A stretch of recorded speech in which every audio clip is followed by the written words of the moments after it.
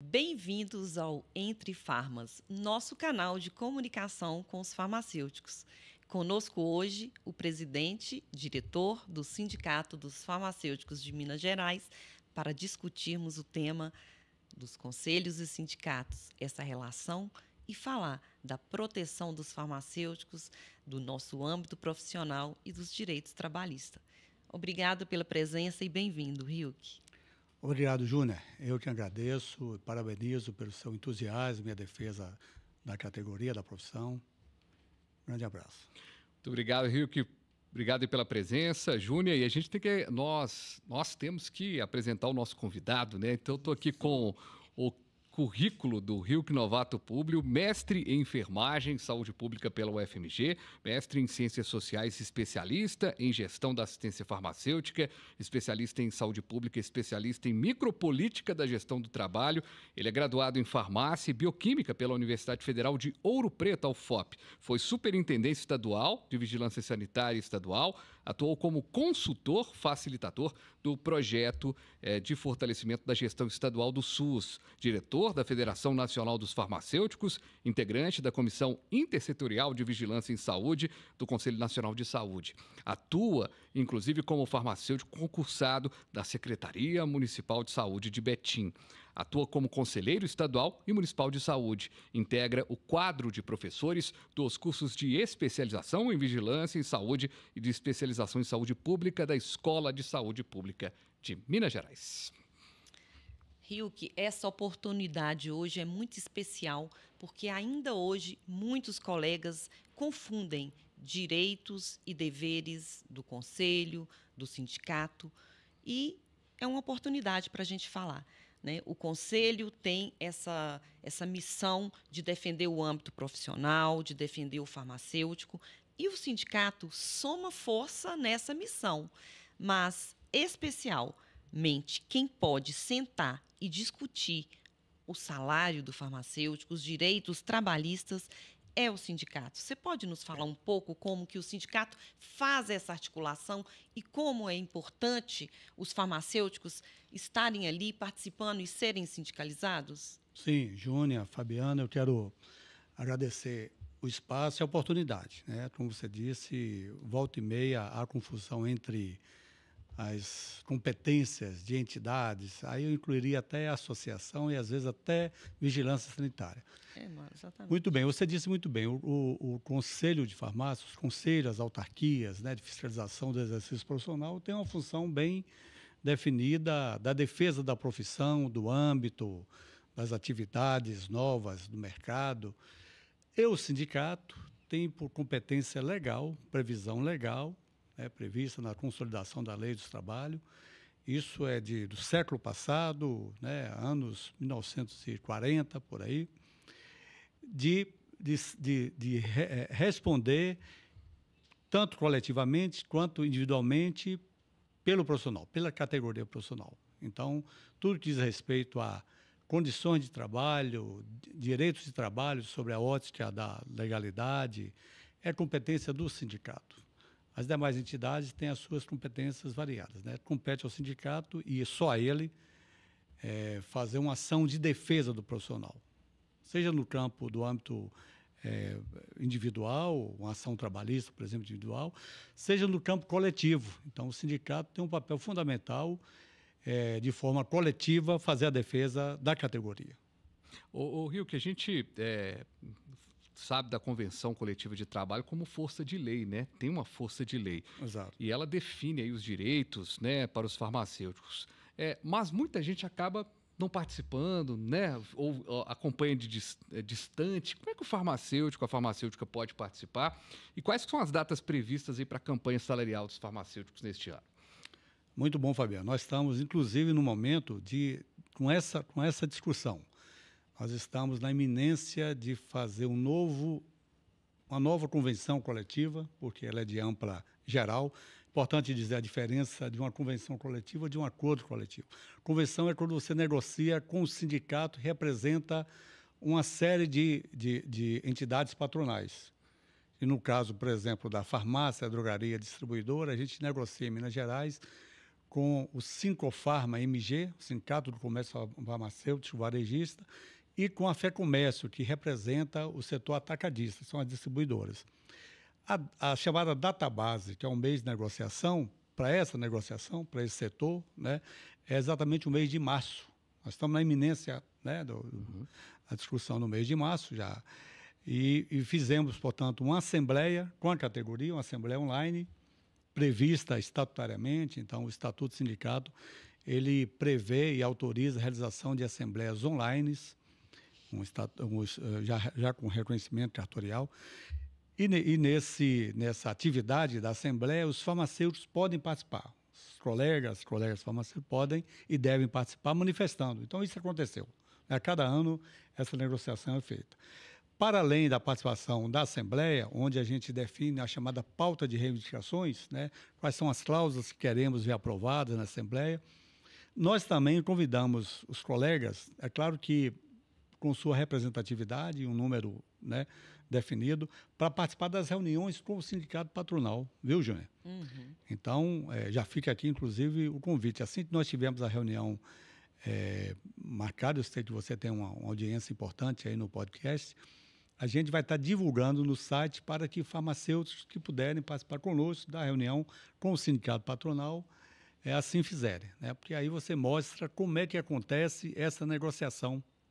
É importante que o colega saiba, mas como é que é feito, né, a conversa na mesa de negociação? É onde a gente apresenta a nossa pauta de reivindicações, que foi tirada de uma assembleia, Fabiano, portanto, tem a sua legitimidade da representação da categoria, e o patronal manifesta se aceita, se não aceita, etc. Uhum. E essa negociação, ela acaba sendo uma negociação que parte de, pelo menos, já começa, pelo menos, tendo aí reconstituído o custo da inflação, né? E aí, a partir daí, outras melhorias, né? Você começou falando sobre a validade legal de uma convenção. Exatamente, ela tem uma validade legal. Ela tem força de lei. A partir do momento que as partes negociam, essa convenção ela é homologada pelo Ministério do Trabalho, portanto, tem força de lei. Então, quando a gente define um piso para a categoria, no caso, a drogaria distribuidora, né, Júnior, tem um valor de piso, esse piso tem força de lei. Então, a farmacêutica que trabalha em drogaria, farmácia, distribuidora de medicamentos e produtos correlatos, tem em Minas Gerais um piso salarial que tem força de lei. Ele não pode, portanto, receber menos que esse valor, porque se torna ilegal. Então, o sindicato, quando faz acertos trabalhistas, sempre refere-se à questão da legislação, né, da definição legal. Agora, aproveitando a sua deixa, por outro lado, nós temos outros setores do âmbito profissional que ainda não têm um piso. Por exemplo, recentemente eu vi um chamamento para farmacêutico, oncologista, que vai trabalhar com medicamentos da quimioterapia, com uma proposta de remuneração inferior ao valor do piso. Aí você poderia perguntar, mas pode? Isso é legal? Do ponto de vista da legalidade, sim, porque para atividade em hospitais nós não temos o piso fixado. Isso é um problema sério, é um problema que os farmacêuticos hospitalares, Júnior sabe muito bem disso, tem essa experiência, trabalham tanto quanto quem está na farmácia, drogaria distribuidora. E, portanto, não podem estar recebendo menos, mas não deveriam estar recebendo menos. Mas, em função de que nós não temos um piso estabelecido para farmácia, para hospitais, laboratórios de hospitais, aí é o mercado que acaba definindo, né? Essa é uma luta. Também podemos falar sobre o setor público, que você conhece muito bem, que você pode estar falando, né? Também há outra briga enorme do sindicato. Só para complementar essa questão da convenção, Fabiano, nós negociamos também com a indústria farmacêutica. Na indústria farmacêutica, a gente não tem piso, mas o que se paga é um valor maior. Na nossa convenção coletiva, tem o reajuste, ela fala na cláusula de convenção, para os farmacêuticos que recebem hoje acima de R$ 12.000, tem um percentual, é mantido o mesmo percentual de inflação. É a questão do mercado. Então, apesar da indústria a gente também não ter o piso estabelecido, as indústrias pagam um pouco mais do que o piso de farmácia e drogaria no estado de Minas Gerais. Perfeito. Eu quero ressaltar que o sindicato é de direito privado e o conselho é uma autarquia. Então, por isso, nós temos em lei uma anuidade para os conselhos. E o sindicato depende que você, farmacêutico, esteja sindicalizado, que você fortaleça o nosso sindicato, porque o colega explicou muito bem, é o sindicato que tem o poder de sentar na mesa de negociação e negociar com o patronal da indústria, do hospital, né, do varejo farmacêutico. Então, é importante. E eu queria perguntar para o Hilke aqui, como são essas formas de sindicalização, qual a diferença entre contribuição confederativa, contribuição assistencial e a taxa, né, a contribuição sindical. Qual a diferença dessas taxas e como o colega vai sindicalizar, como o colega vai fortalecer nosso sindicato? Ótima pergunta, Júnior. É bom que a gente aproveita para já trazer uma novidade para a categoria.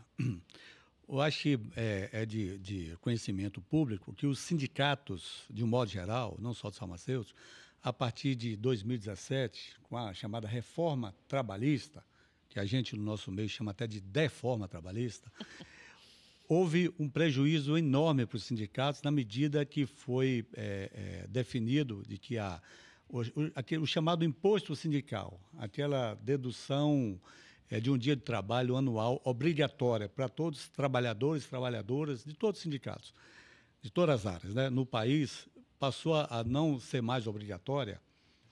Essa era a principal receita de todos os sindicatos. Bom, de um modo geral, isso afetou diretamente todos os sindicatos, né, e com os farmacêuticos não foi diferente. Nós, os sindicatos farmacêuticos de Minas Gerais, tivemos, inclusive, fazer um grande rearranjo para permanecer funcionando, para fazer com que as portas não fossem fechadas. Nós temos uma sede própria já adquirida desde a década de 80. Pensamos, inclusive, em chamar uma assembleia para a possibilidade de venda dessa sede de aluguel.